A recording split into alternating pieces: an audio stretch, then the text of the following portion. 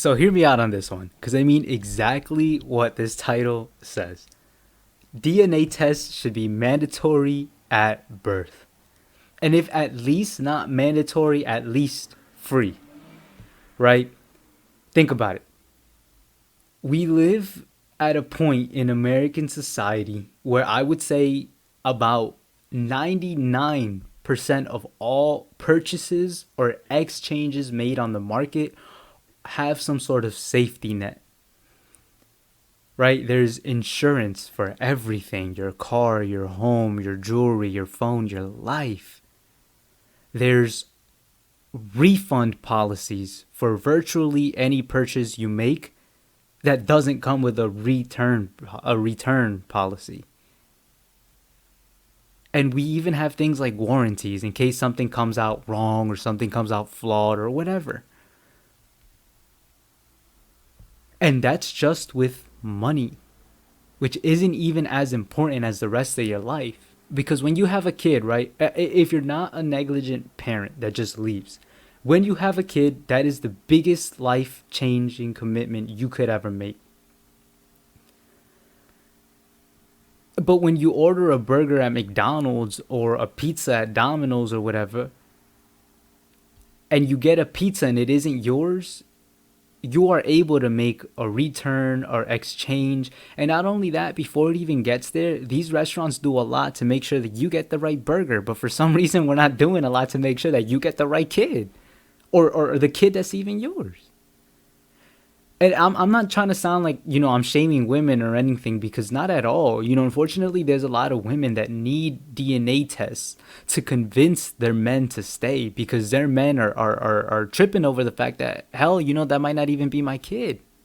Or vice versa. There's a lot of men who are willing to stay, but the skepticism that is theirs is, kind of holding them back.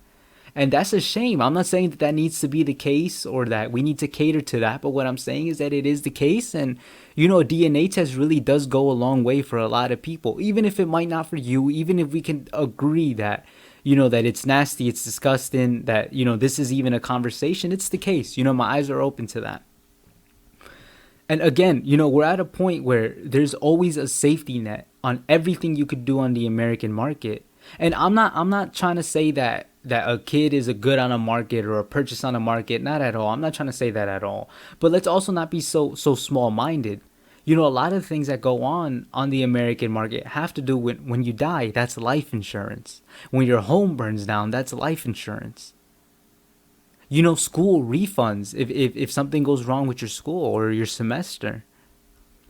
It's not just about goods anymore. It's just the fact that American society is founded upon, at least nowadays, functions on this concept that everything that we do has to be insured, and it has to be guaranteed that something goes to its rightful owner, whether that's money from a lawsuit or a refund or a burger. But we can't do that with kids. I mean, think about it. If you're a doctor and you just deliver a baby and you're giving it to the mother and presumably the father, and kind of just closing your eyes and hoping that's the father. That just seems kind of dumb. Like that just seems kind of dumb. I can't be the only one who thinks that. Yeah, we do more to make sure that our pizzas are going to the right addresses instead of kids going to the right fathers, or vice versa. We're kind of just throwing mothers into the shark, to the shark water, saying, yeah, go prove to your husband that the kid is his on your own time, even though we just delivered that kid. I don't think it would be a lot to ask if DNA tests were mandatory, or at least free. I know it's sick and I know it's disgusting and honestly tragic that this is even a conversation, but at this point, we're already here, so we might as well. I know it's wild, I know it's crazy, and I'm smiling as I talk because I'm realizing how crazy I sound. But I honestly don't think I'm all too crazy. Let me know what you think. Stay safe and thanks for listening.